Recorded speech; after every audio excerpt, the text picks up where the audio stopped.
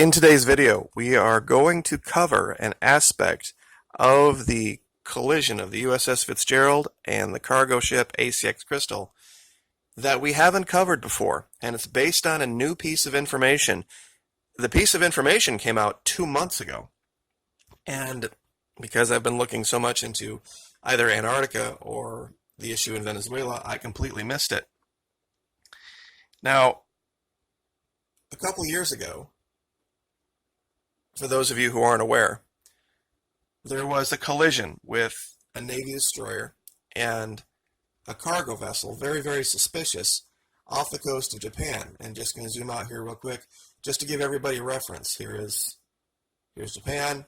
Where this happened was this channel that goes between the mainland and this archipelago of islands. Now, the new piece of footage I'm going to show today is actually from the deck of the Fitzgerald in the moments after the collision. When exactly, we aren't sure because there's no timestamp on it. But given the relative distances from the islands and where this is, I think we can get a pretty good guess that it's more than likely in the first 30 minutes after the collision. Now, the reason I've brought up this Google Earth Pro image here is to show something. A long time ago, based on just spitball looking at the evidence, I put a pin out here of where I thought this all happened. Now, some months ago, and this was a long time ago, there was a picture that came out of Lieutenant Sarah Kopic, who was on duty, and she had the coordinates of their location that allegedly she was shouting into a radio for 2 or 3 hours trying to get help. Those coordinates are here. That's why I have it labeled Fitz Actual. Now, this is the course, generally speaking, that the Navy report says that the ship was on, the cargo container was coming from this direction, and that's where they collided. Now, we're going to leave here for a minute, and I want to show this just so everyone has it in their mind of what a Navy destroyer in real time has the ability to do when it wants to make a hard port turn and get out of somebody's way. I'm going to go ahead and play this forward, and this is real time.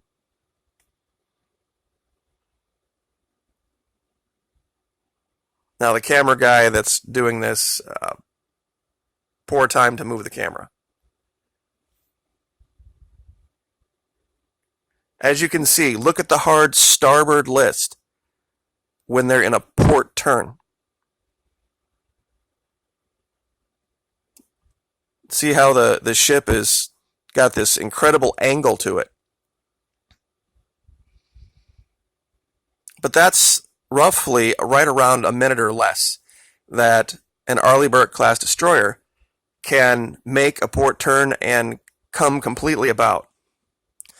Now, having watched that, let's watch this. This is from ProPublica. And allegedly, this is the deck of the USS Fitzgerald. Now, they have this footage sped up 7x, so I've reduced it to a quarter, which, doing all the math, comes out to 1.75 of real time. So we're going to go ahead and watch this real quick. And it starts off with the ship facing east, not south. So clearly the ship has been in this 360-degree turn for quite some time, given the distance of the ships around it.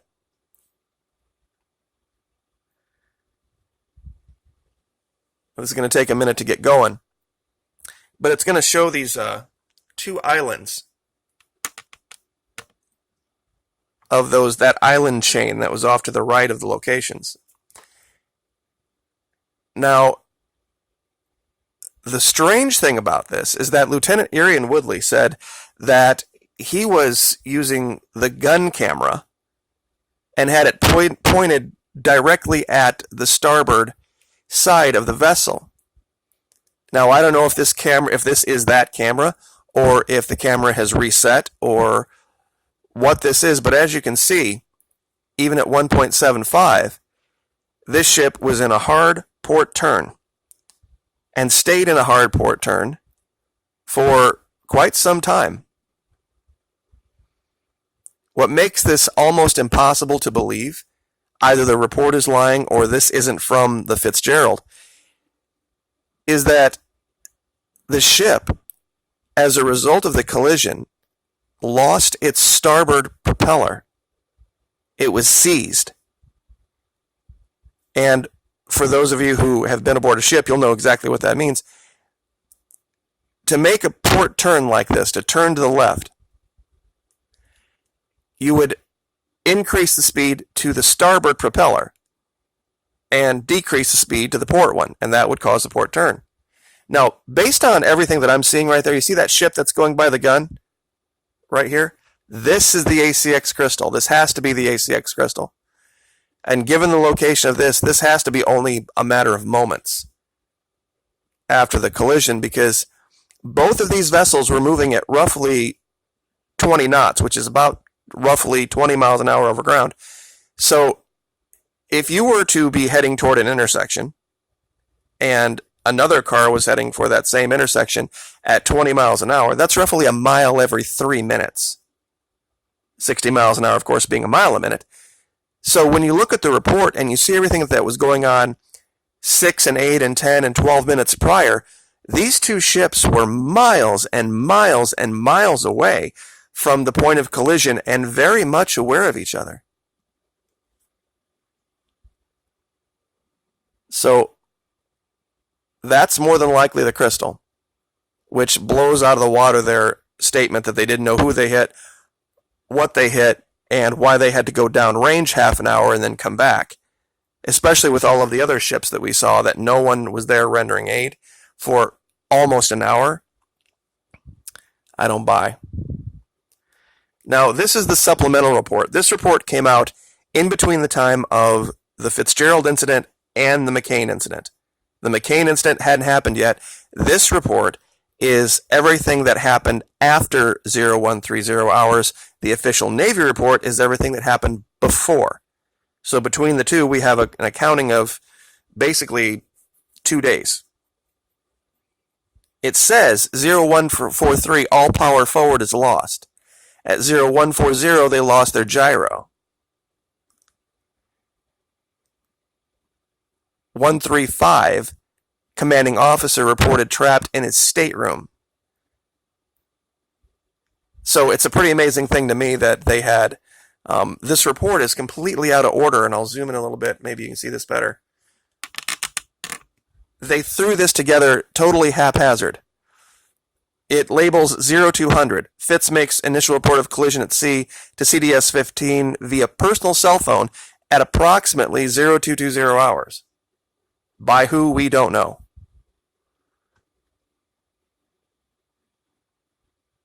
And the fact that we had two ships, the Crystal and the Fitzgerald, that had no reported communications with each other whatsoever, that somehow, magically, at 0220 hours, 50 minutes after the collision, independently, at the same time, reported to two different entities the collision.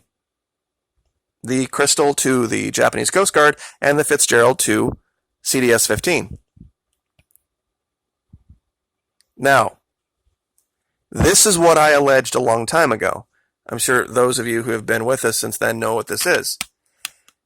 You can't get this map anymore from Vessel Finder. They don't allow it. What you're looking at is a picture of a video that I did 2 years ago.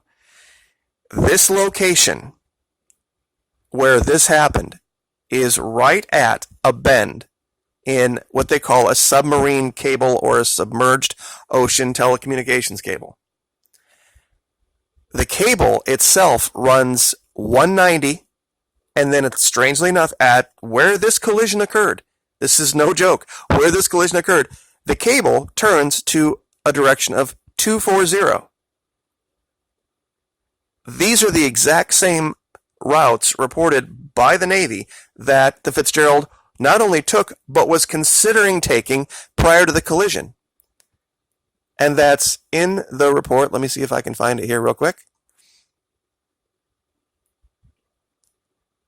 Alrighty. All right, 0125 hours. The officer of the deck noted Crystal rapidly getting closer and considered a turn to 240T, and they had been on a course of 190.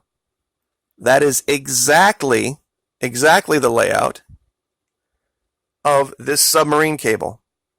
This video, in case you want to see it, is 1228.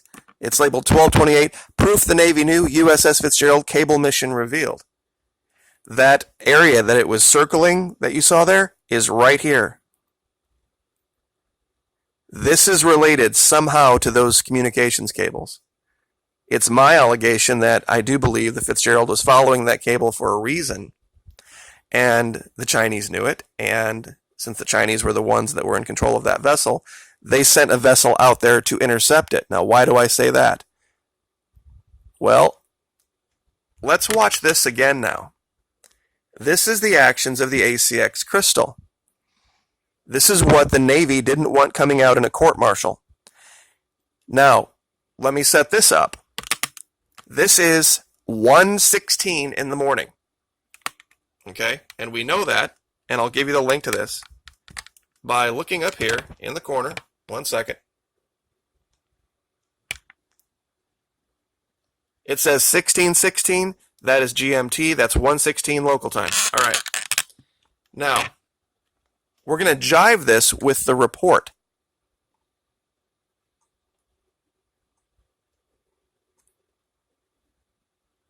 Zero 1:15. Crystal was closing Fitzgerald's intended track at a high rate of speed. The Fitzgerald officer of the deck, and this is real important. Let me get the time set up here. 1:17. The Fitzgerald's officer of the deck plotted a radar track on a vessel thought to be the ACX Crystal and calculated that the Crystal would pass 1,500 yards from Fitzgerald on the right, starboard side. It is unknown if the OOD was tracking the Crystal or another commercial vessel. Now, this is that moment in time right here that I have frozen.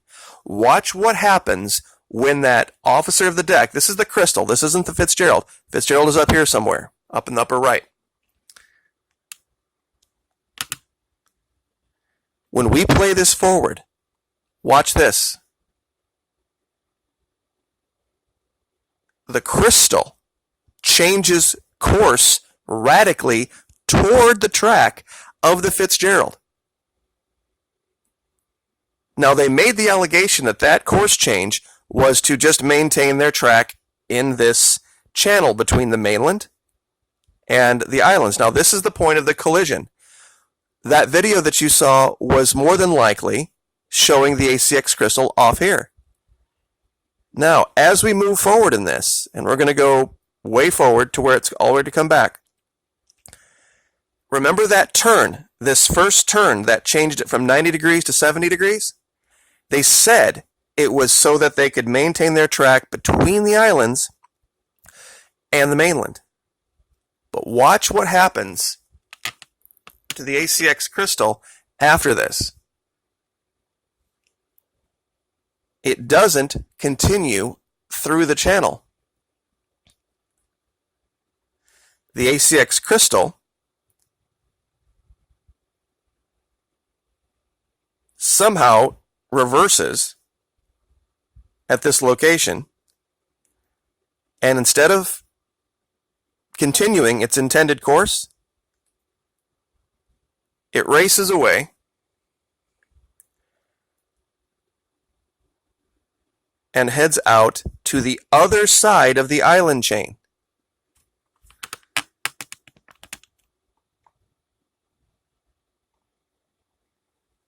I'll play this a couple more seconds forward to show you this.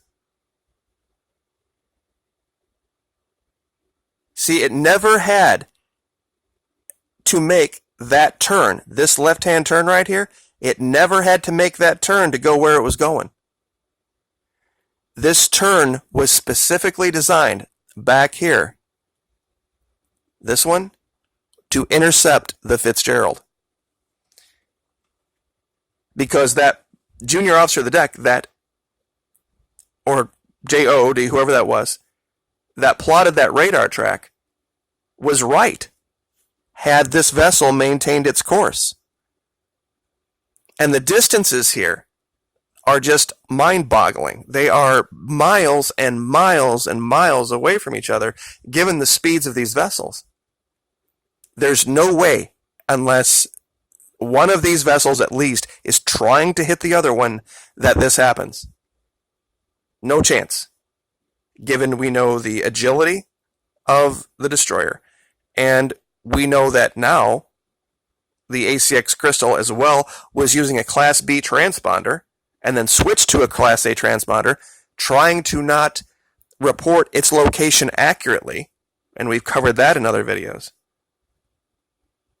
The evidence for this is overwhelming that one of our destroyers was purposefully attacked and knocked out of commission, and it happened twice in 8 months, allegedly as the result of a systemic training and cross-decking failure in the Navy, but magically they fixed it immediately. Something that should have taken years to fix, and we should have seen many more incidents, maybe not this serious. There's no way that this goes down like they say it went down. Too many lies. And also, they've had this gun camera footage the entire time. If they had the gun camera footage the entire time, how is it that the Navy admiral in charge didn't know the time of the collision? He reported it in the press conference incorrectly 3 times as 0220 hours. It wasn't a one-off mistake. When the collision time was 0130 hours, and the Japanese told him that the collision time was 0130 hours, and the Navy still refused to correct it.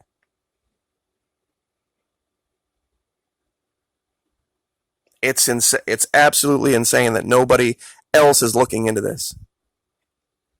That nobody else is even attempting to look into this, even on YouTube. There's just mountains and mountains and mountains of evidence that this ship could have been boarded. There's this blurb too. One of the big arguments that I get, and I'll leave with this, I know we're at 20 minutes, is that, well, you would have to make the assumption that if they were going to go after the Fitzgerald, they would have to know where it was going to be, when it was going to be. So they would have to have some way of tracking it. This is a blurb from a long time ago. 1 month after the incidences with the USS Impeccable and Victorious, that's another video for another day, the White House sent the Chief of Naval Operations and a missile destroyer, the Fitzgerald, to China to celebrate the 60th anniversary of the founding of the Chinese Navy. This would have been a perfect opportunity for that Navy or those people to put something aboard that vessel to track it. Because that's what it would have taken. And that's what we see. This is exactly what we see when we look at the movements of the ACX Crystal. We see a vessel acting very strangely, not reporting using a Solus class transponder, turning twice, actually. This is the first turn. Right here at the very end, it makes another quick turn to the right to intercept the Fitzgerald. It really, really makes me wonder about maybe perhaps there having been someone aboard the Fitzgerald who might have been in on this. And the reason I say this, it has to do with right here at the end of the report. And I just thought about it, which is why I'm reporting it. The officer of the deck noticed 0125 hours. Crystal rapidly getting closer and considered a turn to 240T. 0127 hours. The officer of the deck ordered course to the right to 240 true, but rescinded the order within a minute. Instead, the officer of the deck ordered an increase to full speed and a rapid turn to port. These orders were not carried out. The bosun's mate of the watch, a more senior supervisor on the bridge, took over the helm and executed the orders. Meaning somebody disobeyed orders in literally the 2 or 3 minutes before the collision. Disobeyed a direct order. How you can, when this is the case, lay any criminal charges on the commander of the vessel, the officer that was in charge of the vessel at the time, or anyone else is beyond me, even when it's in their report. A lot of the Navy guys read this and they were absolutely stunned. And it states here clearly that as of 0130 hours, neither Fitzgerald nor Crystal made any attempt to establish radio communications with each other or sound the danger signal when it's reported that the guy who was in charge, the captain of the Crystal, said multiple times he tried to get him on the radio and they were radio silence, which means clearly that they were doing something else. And as of 0130, Fitzgerald had not sounded the collision alarm, even though there were multiple people aboard the bridge that said that they thought they were on a collision course.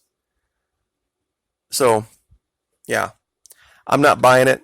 There's no way I'm buying it, and I think there's something a lot more serious going on here, and it has to do with these submarine cables. So, we'll leave it there. 21 minutes. Like, share, subscribe. Thank you so much, and we will talk to you next time. Thank you.